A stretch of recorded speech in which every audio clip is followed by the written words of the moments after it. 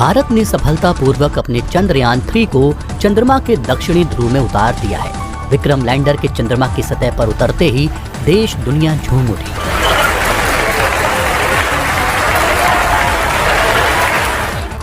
Vikram lander की चांद की सतह पर उतरने के बाद लोगों में उत्सुकता थी कि अब क्या होगा, यानी उसके अंदर मौजूद प्रज्ञान रोवर कितनी देर बाद बाहर निकलेगा।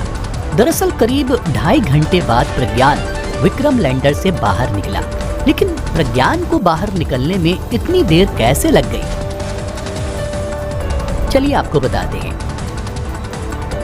दरअसल चंद्रयान 3 के लैंडर विक्रम की चांद पर सॉफ्ट लैंडिंग के दौरान काफी धूल उड़ने लगी थी। चूंकि चांद पर गुरुत्वाकर्षण पृथ्वी की तुलना में काफी कम है, जिसकी वजह से पृथ्वी की तरह वहां जल्दी धूल नीचे बैठती नहीं है। इसरो के वैज्ञानिकों ने पहले वहां उड़ रही धूल के बैठने का इंतजार किया। जब धूल के गुबार खत्म हो गए, फिर रोवर को नीचे उतारा गया। अगर उसको लैंडिंग के तुरंत बाद ही उतार दिया जाता तो उसके कैमरों पर धूल जम जाती और रोवर में लगे उपकरणों को भी नुकसान हो सकता था। रोवर को मिशन पूरा करने में समस्या हो सकती थी। इसरो ने प्रज्ञान के विक्रम से बाहर निकलते हुए फोटो भी शेयर की है। आपको बता दें कि प्रज्ञान रोवर कम्युनिकेटर इन चीफ के रूप में काम करेगा। प्रज्ञान अपने नेविगेशन कैमरे से तस्वीरें लेगा। इन तस्वीरों को लैंडर के माध्यम से पृथ्वी पर भेजा जाएगा, जो अब वो करने लगा है।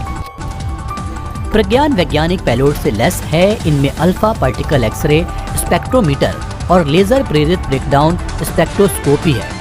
LIBC को चंद्रमा की सतह पर मैग्नीशियम और एल्युमिनियम आदि की रासायनिक मौलिक संरचना का पता लगाने के लिए डिजाइन किया गया है। APXS को चंद्र सतह की मूल संरचना की खोज के लिए डिजाइन किया गया है।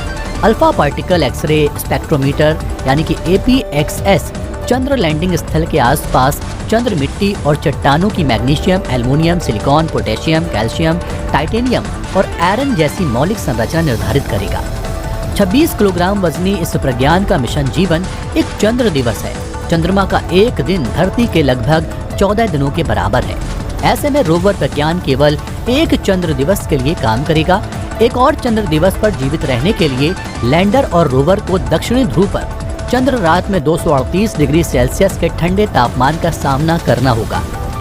चंद्रमा पर उतरने वाला प्रज्ञान 8वां रोवर है। इससे पहले 2 रूसी, 3 अमेरिकी और 2 चीनी रोवर्स चंद्रमा की सतह पर उतर चुके हैं। लेकिन खास बात यह है कि भारत का रोवर यानी कि प्रज्ञान चंद्रमा के दक्षिणी ध्रुव पर उतरा है, जहां अभी तक कोई भी देश नहीं पहुंच पाया है।